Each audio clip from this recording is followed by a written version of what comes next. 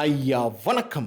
SIRമായി ബന്ധപ്പെട്ട വാർത്തകൾ രാജ്യത്തിൻ്റെ അങ്ങോളം ഇങ്ങോളം നിന്ന് പുറത്തു വരുന്നുണ്ടായിരുന്നുവെങ്കിലും നമ്മുടെ യോഗി ആദിത്യനാഥിന് ഒന്ന് കയ്യും കാലും അനക്കാനുള്ളൊരു സൗകര്യം അല്ലെങ്കിൽ ഉള്ള ഒരു അവസരം SIR കിട്ടിയിട്ടില്ല എന്നുള്ളൊരു വ്യാപകമായിട്ടുള്ള പരാതികൾ നമ്മുടെ സമൂഹ മാധ്യമങ്ങളിൽ വൈറലായിരുന്നു. കാരണം ഇപ്പോൾ ബംഗാളിൽ SIR നടപ്പുണ്ട്, കേരളത്തിൽ SIR നടപ്പുണ്ട്. കേരളത്തിലൊക്കെ വളരെ ഗംഭീരമായിട്ട് SIR നടക്കുന്നുണ്ട്, ബംഗാളിലും നടക്കുന്നുണ്ട്. അവിടെ ഇവിടെയൊക്കെ ചില BLOമാർ ചില മുക്കലും മൂളലും കന്നന്തിരിവൊക്കെ കാണിക്കുന്നുണ്ടെങ്കിൽ അടിച്ചിരുത്താനായിട്ട് അവിടെ കൃത്യമായിട്ട് ഇലക്ഷൻ കമ്മീഷൻ ആളെ നിയോഗിച്ചിട്ടുണ്ട് എന്നുള്ളതാണ് നമുക്ക് മനസ്സിലാവുന്ന കാര്യമെന്ന് പറയുന്നത്. പോരാത്തതിന് 2,68,000 പേർ, 8,000-ലധികം പേർ ഈ ബംഗ്ലാദേശിൽ നിന്ന് ഇങ്ങോട്ടേക്ക് വന്ന് അറ്റം വെട്ടി തന്തയെ മാറ്റി ജീവിക്കുന്നു എന്നുള്ള റിപ്പോർട്ടുകളും കഴിഞ്ഞ ദിവസം പുറത്തു വന്നതാണ്. അതായത് ഇവരുടെ പേരിൻ്റെ അറ്റമായിട്ടുള്ള ഖാൻ എന്ന് പറയുന്ന സംഭവം, അല്ലെങ്കിൽ ഇവരുടെ പേരിൻ്റെ അറ്റത്തുള്ള ഈ റൗത്തർ എന്നൊക്കെയുള്ള സംഭവമൊക്കെ എടുത്ത് മാറ്റിയിട്ട് അതിൻ്റെ അറ്റത്ത് ചൗധരിയൊക്കെ കൊണ്ടുവന്ന് ചേർത്ത് അങ്ങനെ ജീവിക്കുന്നുണ്ട് എന്നുള്ള റിപ്പോർട്ടുകളും കഴിഞ്ഞ ദിവസം തന്നെ പുറത്തു വന്നതാണ്.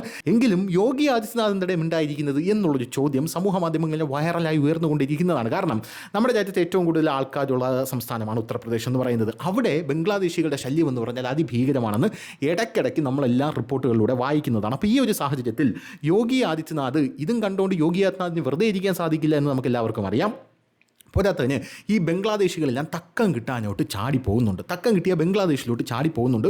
ഓരോ ദിവസവും 500-600 ബംഗ്ലാദേശികളാണ് ചാടി പോകുന്നത്. അപ്പോൾ കാണാൻ യോഗി ആദിത്യനാഥ് ഇത് കണ്ടിട്ട് സഹിച്ചില്ല. കുറച്ച് നാൾ മുമ്പ് ഈ ബറേലി എന്ന് പറഞ്ഞ സ്ഥലത്തൊരു ഐ ലവ് മുഹമ്മദ് എന്ന് പറഞ്ഞൊരു പോസ്റ്റർ എഴുതി ഒട്ടിച്ചൊരു കലാപം ഉണ്ടാക്കാൻ കുറച്ച് പേര് ശ്രമിച്ചു. അപ്പം ഒന്ന് അടിച്ചൊതുക്കിയതാണ്. ഇപ്പോൾ കയ്യും കാലും ഒന്ന് അനക്കാനായിട്ട് ഒരു സെറ്റപ്പ് കിട്ടുന്നില്ല. അതായത് കലാപകാരികൾ തെരുവിലേക്ക് ഇറങ്ങുന്നില്ല. ഭയം കൊണ്ടാണെന്നാണ് അവർ പറയുന്നത്. ഞാൻ അവരോട് നാടിയേക്ക് 40 വട്ടം പറയുന്നതാണ്. അതായത് യോഗി ആദിത്യനാഥ് അവിടെ വന്നെന്ന് പറയുന്നത്, സ്ത്രീകളുടെ മേൽ കൈവയ്ക്കണമോ നിങ്ങൾക്ക് ഉത്തർപ്രദേശിൽ, എങ്കിൽ നിങ്ങൾക്ക് കൈവയ്ക്കാമോ, അടിപൊളി എന്നായിരിക്കും സുഡാപ്പികൾ വിചാരിച്ച് വെച്ചിരിക്കുന്നത്. അപ്പോൾ കാണാം അടുത്ത ഡയലോഗ് വരുന്നത്, അങ്ങനെ കൈവയ്ക്കുന്നവന്മാർക്ക് യമരാജിനടുത്തേക്കുള്ള ടിക്കറ്റ് നിങ്ങളുടെ നോക്കി ഞാൻ റെഡിയാക്കും എന്ന് യോഗി ആദിത്യനാഥ് പറഞ്ഞു. അതോടുകൂടി ഇവന്മാരെല്ലാം ആപ്പീസ് പൂട്ടിപ്പോയി എന്നുള്ളതാണ്. അതായത് ഒരു മുഖ്യമന്ത്രി, ഒരു സംസ്ഥാനത്തിൻ്റെ മുഖ്യമന്ത്രി പരസ്യമായി വന്ന് നിന്നിട്ട് പറയുകയാണ് ഗുണ്ടകളോട്, എടേ നിന്നെയൊക്കെ ഞാൻ കൊന്നുകളയും, ഒന്നും തോന്നരുത് എന്നിങ്ങനെ പറയണം. ഒന്ന് ആലോചിച്ചു, ഏത് മുഖ്യമന്ത്രിക്ക് ഉണ്ടാകും ഈ ധൈര്യം? കേരളത്തിലുള്ള സുഡാപ്പികൾ ഇത് കണ്ടിട്ട് അയ്യോ അപരിഷ്കൃതൻ എന്നൊക്കെ പറയുമായിരിക്കും. പക്ഷേ അവിടെ അതല്ലാതെ വേറെ ഓപ്ഷനില്ല. തൊട്ടാ വെട്ടും. അത് ആരെന്നും നോക്കൂല, ഹിന്ദുവോ ക്രിസ്ത്യാനിയോ മുസ്ലിമോ ആരെന്നൊന്നും നോക്കൂല. പെണ്ണുങ്ങളെ മേലെ കൈവച്ചോ വെട്ടിത്തള്ളും എന്നാണ് യോഗി ആദിത്യനാഥ് പറഞ്ഞിരിക്കുന്നത്. അപ്പോൾ അതിനുശേഷം ക്രമസമാധാന നില കുറച്ച് കൂടുതൽ അങ്ങ് കൂടിപ്പോയി. അതിനുശേഷം ഈ ബറേലി കലാപമൊക്കെ അടിച്ചമർത്തിയതിന് ശേഷം പിന്നെ ആകപ്പാടെ ഒരു എൻ്റർടൈൻമെൻ്റ് ആയിട്ട് കിട്ടിയിരിക്കുന്നത് ഈ റാസ ഖാൻ, അതായത് മൗലാന റാസ ഖാൻ എന്ന് പറയുന്ന ഈ ബറേലി കലാപം നടത്തിയ വേട്ടാവളിയുന്നുണ്ടല്ലോ, അവൻ്റെ വീട് 8 നിലയുള്ള അവൻ്റെ വീടും പെരേടവും എല്ലാം കൂടെ ഇടിച്ചു പൊളിച്ച് കളഞ്ഞു. 8-12 ബുൾഡോസറുകൾ വന്ന് 8 മണിക്കൂർ കൊണ്ടാണ് ഇതെല്ലാം ഇടിച്ച് നിരത്തി പണ്ടാരം അടക്കിയത് എന്നുള്ള റിപ്പോർട്ടും പുറത്ത് വന്നിട്ടുണ്ട്. ഇന്നത്തെ ഏറ്റവും ലേറ്റസ്റ്റ് ആയിട്ടുള്ള വാർത്തകളാണ്. പക്ഷേ നമ്മൾ ഫോക്കസ് ചെയ്യേണ്ട ആ വാർത്തയല്ല. നമ്മൾ ഫോക്കസ് ചെയ്യേണ്ടത് ഈ ബംഗ്ലാദേശികളെല്ലാം ഇവിടെ വന്ന് താമസിച്ചിട്ട് ഈ SIR വരുമ്പോൾ തിരിച്ചങ്ങോട്ടേക്ക് പോകുന്നു. അങ്ങനെ അങ്ങ് പോയാലോ? അത് ശരിയല്ലല്ലോ. ഇവരെ എന്ത് ചെയ്യണം? തടങ്കൽ പാളയമുണ്ടാക്കി പാർപ്പിക്കണം. അതാണ് യോഗി ആദിത്യനാഥിൻ്റെ പരിപാടി എന്ന് പറയുന്നത്. തടങ്കൽ പാളയമുണ്ടാക്കി ഇവരെ അതിനകത്ത് പാർപ്പിക്കണം. യവന്മാർ വന്നിട്ട് യവന്മാർ വെറുതെ അങ്ങോട്ട് ഇറങ്ങിപ്പോവരുതല്ലോ. അത് കഴിഞ്ഞ് യോഗി പറയുന്നത്, വന്ന് ഇവരെ ആ തടങ്കൽ പാളയത്തിൽ നമുക്ക് പിടിച്ച് പാർപ്പിച്ച ശേഷം നിർദ്ദിഷ്ട പ്രക്രിയകളിലൂടെ ഇവരെ പിടിച്ച് പുറത്താക്കാം എന്നാണ് യോഗി ആദിത്യനാഥ് പറയുന്നത്. ആ നിർദ്ദിഷ്ട പ്രക്രിയ എന്ന് പറയുന്നത് അത്ര നിഷ്കളങ്കമായിട്ട് എനിക്ക് തോന്നുന്നില്ല. എന്താണ് ഈ നിർദ്ദിഷ്ട പ്രക്രിയ എന്ന് യോഗി ആദിത്യനാഥ് ഉദ്ദേശിക്കുന്നത് യോഗിക്ക് മാത്രമേ അറിയാവൂ.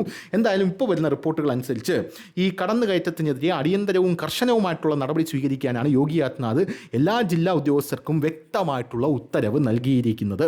സംസ്ഥാനത്തെ ക്രമസമാധാനം, ദേശീയ സുരക്ഷ, സാമൂഹിക ഐക്യം എന്നിവയാണ് ഏറ്റവും പ്രധാനമെന്നും ഒരു തരത്തിലുള്ള നിയമവിരുദ്ധ പ്രവർത്തനവും അനുവദിക്കില്ലെന്നും അദ്ദേഹം പറഞ്ഞു. ഓരോ ജില്ലാ ഭരണകൂടവും തങ്ങളുടെ പ്രദേശത്ത് താമസിക്കുന്ന അനധികൃത കുടിയേറ്റക്കാരെ തിരിച്ചറിയണമെന്നും നിയമാനുസൃതമായി നടപടിയെടുക്കണമെന്നും മുഖ്യമന്ത്രി യോഗി ആദിത്യനാഥ് ഇപ്പോൾ പറഞ്ഞിട്ടുണ്ട്. നുഴഞ്ഞുകയറ്റക്കാരെ പാർപ്പിക്കുന്നതിനായി എല്ലാ ജില്ലയിലും താൽക്കാലിക തടങ്കൽ കേന്ദ്രങ്ങൾ സ്ഥാപിക്കണമെന്നാണ് യോഗി ആദിത്യനാഥ് ഇപ്പോൾ പറഞ്ഞിട്ടുള്ളത്. ഞങ്ങളപ്പോഴേ പറഞ്ഞില്ലേ, SIR എന്ന് പറയുന്നത് എന്താണ്? പൗരത്വ ഭേദഗതി നിയമം നടപ്പിലാക്കാനുള്ള നരേന്ദ്രമോദിയുടെ ടെക്നിക്കാണ് എന്ന് ചിലപ്പോൾ ഇപ്പോൾ അടുപ്പ് കൂട്ടി ചർച്ചക്കാർ വിചാരിക്കുന്നുണ്ടായിരിക്കും. എന്തായിരുന്നാലും നിങ്ങളിപ്പോൾ തൽക്കാലം ഇത് ചർച്ച ചെയ്യാനായിട്ട് പോകണ്ട. കാരണം ഇത് ചർച്ച ചെയ്താൽ ബാക്ക് ഫയർ ചെയ്യും. കാരണം ബംഗ്ലാദേശികൾ ഇവിടെ ഇഷ്ടംപോലെ ഉണ്ടെന്നും അവരിപ്പോൾ ചാടിപ്പോകുന്നുണ്ട് എന്നുള്ള റിപ്പോർട്ടുകൾ അവിടെ നിന്നൊക്കെ വന്നുകൊണ്ടിരിക്കുകയാണ്. പോരാത്തതിന് ഇവിടെയുള്ള സാധാരണ മുസ്ലിങ്ങൾക്ക് ഇതൊന്നും തന്നെ ബാധിക്കുന്നില്ല എന്നുള്ള റിപ്പോർട്ടുകളും വരുന്നുണ്ട്. ഇവിടുത്തെ സാധാരണ മുസ്ലിങ്ങൾ പോലും യവന്മാർ ഇവന്മാരെ എങ്ങനെ അടിച്ചു പുറത്താക്കാം എന്നുള്ളതാണ് ആലോചിച്ചുകൊണ്ടിരിക്കുന്നത്. അപ്പോൾ ഈ സമയത്ത് നിങ്ങൾക്ക് ചർച്ച ചെയ്യാൻ പറ്റിയത് ജൈവ കൃഷിയും രാസവള കൃഷിയും, പിന്നെ ജൈവ കൃഷി എന്ന് പറയുന്നത് ഹിന്ദുത്വത്തിൻ്റെ ട്രോജൻ കുതിരയാണ്. ഇതൊക്കെയാണ് ചർച്ച ചെയ്യുന്നതാണ് നിങ്ങൾക്ക് നല്ലത്. അതാണ് ഞാൻ പറയാനായിട്ട് ഉദ്ദേശിച്ചൊരു കാര്യം എന്ന് പറയുന്നത്. എന്തായിരുന്നാലും അങ്ങനെ യോഗി ആദിത്യനാഥ് അവിടെ തടങ്കൽ പാളയങ്ങൾ തുടങ്ങാനുള്ള സെറ്റപ്പ് ചെയ്തിട്ടുണ്ട്. അപ്പോൾ നിങ്ങൾ വിചാരിക്കും കേരളത്തിന് കണ്ടുപിടിക്കണമെന്ന്. അതൊക്കെ ഇവിടെ നേരത്തെ തുടങ്ങി. എവിടെ നിന്ന് പറഞ്ഞടാ ഇവനൊക്കെ? അതൊക്കെ ഇവിടെ നേരത്തെ തുടങ്ങി. ആ തടങ്കൽ പാളയം എന്നല്ല അതിന് പേരിട്ടിരിക്കുന്നത്. ഇവിടെ കൊല്ലത്തൊക്കെ ഉണ്ട് തടങ്കൽ പാളയം, പക്ഷേ അതിൻ്റെ പേര് പിണറായി കരുതൽ കേന്ദ്രം. ഇതാണ് അതിൻ്റെ പേര്. തടങ്കൽ പാളയമാണെന്ന് ഒറ്റ നോട്ടത്തിൽ കണ്ടാൽ നമുക്ക് മനസ്സിലാവില്ല. പോരാത്തതിന് കേരളത്തിൽ നടക്കണ ഇത്തരത്തിലുള്ള സംഭവങ്ങളൊന്നും നമ്മളങ്ങനെ ഹൈലൈറ്റ് ചെയ്ത് പുറത്ത് വിടാറില്ലല്ലോ. ഫോർ എക്സാമ്പിൾ, ഹിജാബ് വിഷയം നമ്മൾ കർണാടകയിൽ നടന്നു കഴിഞ്ഞാൽ സംഘപരിവാർ എന്ന് പറഞ്ഞ് നമ്മൾ ആക്രോശിക്കും. അതേസമയം കേരളത്തിൽ നടന്നു കഴിഞ്ഞാൽ ആരും പ്രതികരിക്കരുത്, കലാപം ഉണ്ടാവും, അയ്യോ ആരും പ്രതികരിക്കരുത്, പ്രതികരിക്കുന്നവനെയൊക്കെ പിടിച്ച് അകത്തിട്ടോ എന്നുള്ളൊരു ലൈനാണ് നമ്മൾ എടുക്കുന്നത്. അവിടെ നടക്കുമ്പോൾ നമുക്ക് കയറി മേയാലോ സംഘപരിവാറിൻ്റെ നെഞ്ചത്തൊട്ട്. ഇവിടെ നടക്കുമ്പോൾ ഇതിൻ്റെ പിന്നിൽ STP ആണ്, അതുകൊണ്ട് പ്രതികരിക്കുന്നതൊക്കെ സൂക്ഷിച്ചു വേണം, അവർ വെട്ടി പിരിത്ത് കളയും, തീവ്രവാദ സംഘടനയാണ് എന്നൊക്കെ പറഞ്ഞുകൊണ്ട് സർക്കാരും പോലീസും ഒക്കെ എന്ത് ചെയ്യും?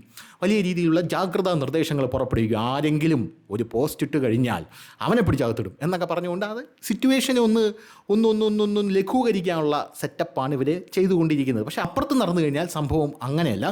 പോരാത്തതിന് കഴിഞ്ഞ ദിവസം ഒരു വാർത്ത പുറത്ത് വന്നിട്ടുണ്ടായിരുന്നു. കേരളത്തിൽ നിന്ന് വന്നൊരു വാർത്തയാണ്. അതായത് നമ്മുടെ കേരളത്തിലെ KUWJ വർക്കിംഗ് പ്രസിഡൻ്റായിട്ടുള്ള PR പ്രവീൺ എന്ന് പറയുന്ന വ്യക്തി, അതായത് working journalist, KUWJ Kerala union working journalist, അതാണ് അതിൻ്റെ ഫുൾ ഫോം എന്ന് പറയുന്നത്. അതിൻ്റെ സെക്രട്ടറിയെ ഈ CPM കാരന്മാർ പഞ്ഞിക്കിട്ടു. അടി എന്ന് പറഞ്ഞാൽ അടിച്ച് നശിപ്പിച്ച് കളഞ്ഞു. ഏതെങ്കിലും ഒരു മാധ്യമത്തിൽ ഒരു വാർത്ത നമ്മൾ കണ്ടോ? കണ്ടില്ല. ഏതെങ്കിലും ഒരു മാധ്യമം 2 വരി വാർത്ത കൊടുത്ത് അനുശോചിക്കുന്നത് കണ്ടോ? കണ്ടില്ല. ഏതെങ്കിലും മാധ്യമപ്രവർത്തകർ പന്തം കൊളുത്തി പ്രകടനം നടത്തുന്നത് കണ്ടോ? കണ്ടില്ല. വല്ല BJP കാരന്മാരും ആയിരുന്നെങ്കിലോ, അയ്യോ ഇപ്പോൾ മുണ്ടൂരി തലയെ കെട്ടിയാനേ, ഏഷ്യാനെറ്റിൽ ബ്രേക്കിംഗ് ന്യൂസ്, 24 ബ്രേക്കിംഗ് ന്യൂസ്, റിപ്പോർട്ടറിൽ ബ്രേക്കിംഗ് ന്യൂസ്, മാധ്യമപ്രവർത്തകർ ഇറങ്ങിയേനെ, അടുപ്പ് കൂട്ടി ചർച്ച ജ്വലിച്ചേനെ, എന്തൊക്കെ ബഹളമായിരുന്നേനെ. അതായത് പുറത്ത് നടക്കുമ്പോൾ നമുക്ക് വലിയ ആഘോഷം, എന്നാൽ ഇതിനകത്ത് നടക്കുമ്പോൾ നമ്മൾ എന്ത് ചെയ്യും? നമ്മൾ അണഞ്ഞിരിക്കും, നമ്മൾ മിണ്ടണ്ട എന്നുള്ള രീതിയിലെടുക്കും. അതായത് ഈ കലാരൂപം ഞാൻ ആദ്യമായിട്ട് കാണുന്നത് നമ്മുടെ ഷാനി പ്രഭാകർ ചേച്ചിയിലാണ്. അതായത് STPയെ വെട്ടിക്കൊല്ലും, അത് നമ്മൾ വാർത്തയാക്കില്ല. കാരണം BJP വളരും, അത് തന്നെ ആ ഒരു സെറ്റപ്പാണ്. അതുകൊണ്ട് ഞാനിതൊക്കെ നേരത്തെ കണ്ടിട്ടുള്ളതാണ്. എന്ത് തന്നെയായിരുന്നാലും ഉത്തർപ്രദേശിൽ ഇപ്പോൾ തടങ്കൽ പാളയം വരുന്നു എന്നുള്ള റിപ്പോർട്ടുകൾ പുറത്തു വരുന്നു. ഇതിൻ്റെ കൂട്ടത്തിൽ നമ്മൾ ചേർത്ത് വായിക്കേണ്ട ചില വാർത്തകളുണ്ട്, ചില ലൈറ്റായിട്ടുള്ള വാർത്തകൾ. നമുക്കൊരു കാര്യം ചെയ്യാം, ഈ സദ്യയിൽ ഇഞ്ചി അവസാനം തൊട്ട് നിൽക്കുന്നത് പോലെ ആ വാർത്ത കൂടെ ഒന്ന് നോക്കിപ്പോ. എന്താ സംഭവം എന്ന് പറഞ്ഞു കഴിഞ്ഞാൽ, ഈ 2026 നിയമസഭാ തെരഞ്ഞെടുപ്പുണ്ടല്ലോ, എവിടെ നടക്കുന്നത്? ബംഗാളിൽ നടക്കുന്ന നിയമസഭാ തെരഞ്ഞെടുപ്പിൻ്റെ BJPയുടെ പദ്ധതി കേട്ട് ഇപ്പോൾ ഞെട്ടിയിരിക്കുകയാണ് മമതാ ബാനർജി. പോരാത്തതിന് SIR ഇപ്പം നടപ്പിലാക്കുകയാണ്. ബംഗ്ലാദേശികളൊക്കെ മുണ്ടും തുണിയില്ലാതെ കണ്ടം വഴി ഓടിക്കൊണ്ടിരിക്കുകയാണ്. അപ്പോൾ ഈ ഒരു സാഹചര്യത്തിൽ സംസ്ഥാനത്തെ 6 രാഷ്ട്രീയ മേഖലയാക്കി ഇപ്പോൾ അവിടെ തിരിച്ചിട്ടുണ്ട്. എവിടെ? ബംഗാളിൽ തിരിച്ചിട്ട് ഓരോന്നിനും നേതൃത്വം നൽകുന്നത് മുതിർന്ന തന്ത്രജ്ഞർ, വിവിധ സംസ്ഥാനങ്ങളിൽ നിന്നുള്ള മന്ത്രിമാർ, TMCയുടെ ജില്ലാതല ആധിപത്യം തകർക്കുക, ബൂത്ത് പ്രവർത്തനങ്ങൾ ശക്തിപ്പെടുത്തുക, റാർബംഗ, ഹൗറ, ഹുംഗ്ലി, Medinipur, Kolkata south 24 Parganas, Nadia north 24 Parganas, north Bengal, Darjeeling തുടങ്ങിയ മേഖലകളിലെ നഷ്ടപ്പെട്ട സ്വാധീനം പുനർനിർമ്മിക്കുക എന്ന ലക്ഷ്യത്തോടു കൂടി BJP അടിയിൽ കൂടെ പണി തുടങ്ങിയിട്ടുണ്ട്.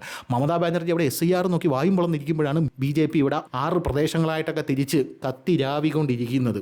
അപ്പോൾ അതോടൊന്ന് ശ്രദ്ധിക്കണം, ഇല്ലെങ്കിൽ ഉള്ള ഭരണം കൂടെ കയ്യിൽ നിന്ന് പോകും. നമുക്ക് പൊളിക്കണ്ടേ? അപ്പം ശരി.